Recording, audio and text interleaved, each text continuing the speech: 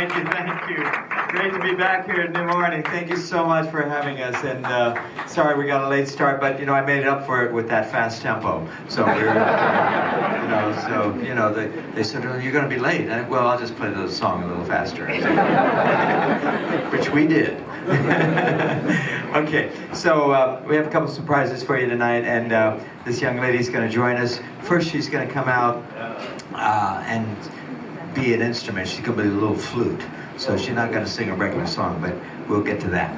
But anyway, we got introduced. Dave and I went to Brazil last year, and I think we talked about it last summer that we were working on this record, and it took forever to get it out. But we went to Brazil and recorded with all Brazilian players and singers, and our friend Ivan Lenz down there, and this young lady Tatiana Parra, and several great Brazilian musicians, and Sosa Fonseca, and all sorts of great Brazilians, and the record came out. It's called Brazil with an S, and so I think it's out now around the world, and so we've been on tour featuring that, and we're going to do a couple songs from that album.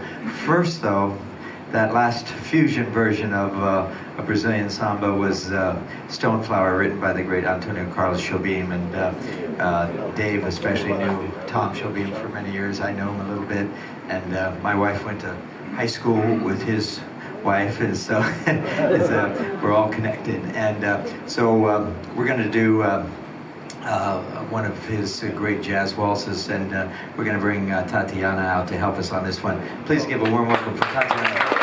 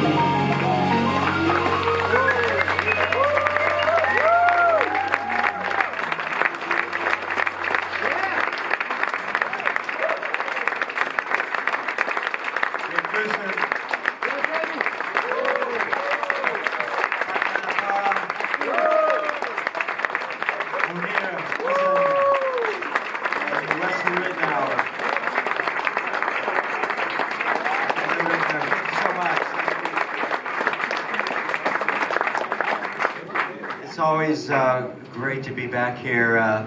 It's almost like the perfect size room. You know, you guys are all squished in. Gets a little warm, I think.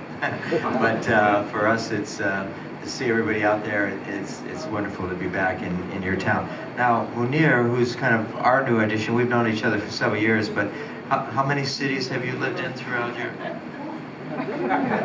Originally from Brazil? Originally from Brazil, and you played here with your band.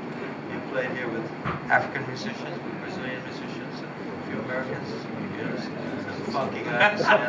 And anyway, he's a wonderful bassist and singer and composer. And he moved to LA, to Los Angeles for a while. We met, we didn't really play then, right? I kept hearing about him, and I said, okay,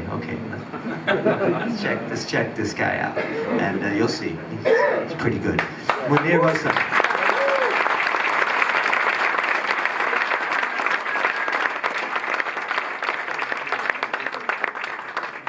And so then, you know, Dave and I have been working together since we were kids.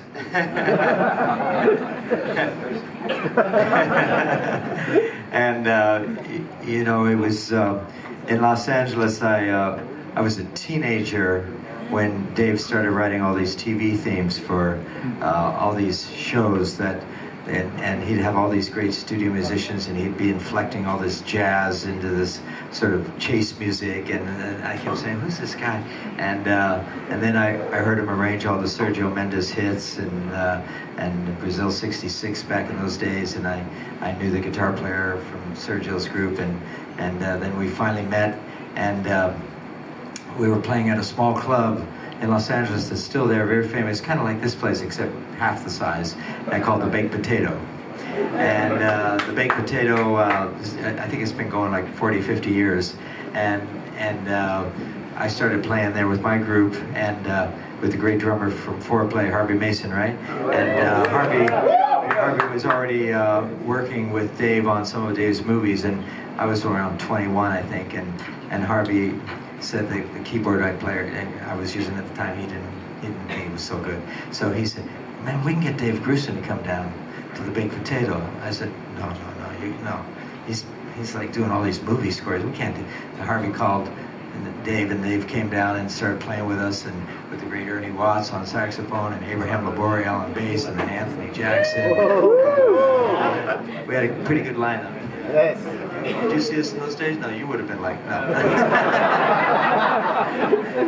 And so then, so like I said, I was around 21 then, and so the movie contractors that used to contract for the big movies started saying, well, who's this kid that Dave Grusin's using? So if he's good enough for Dave, he must be good enough for... So I went from 1 session a week to 15 a week. And in Los Angeles at that time, that was good. And that helped me buy my first house. So thank you, Dave.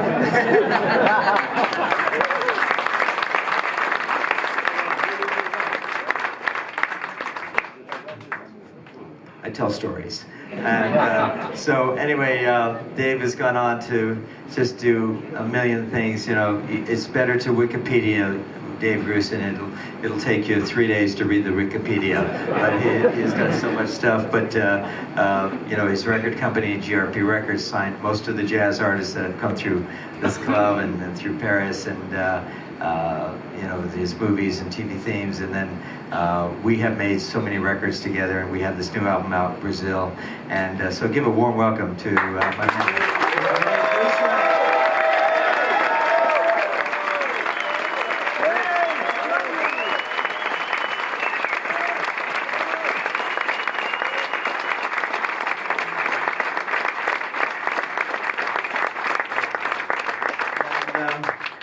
And the drummer here I've known a lifetime, and so well, Wes, you were like I don't know, 5 when you started playing the drums, you know. So you don't remember? That's right. It was too long ago. And we've been traveling together, and he's got his own group, and plays at that same club sometimes, the Big Potato, and so we've loved being on the road together with him. And Bastille Day's tomorrow, right? So also Wesley happens to be born on July 14th.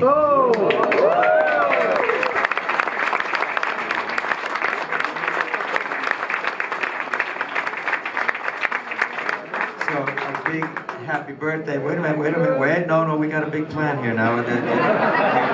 You got to follow the script, you know. And so he's 31 tomorrow, 31 flavors. And I sort of asked Dave Grusin if he would, you know, do his happy birthday piano version. Would you play that for everybody?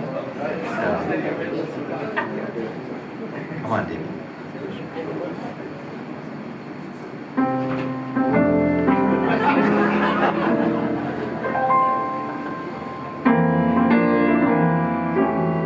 Thank you.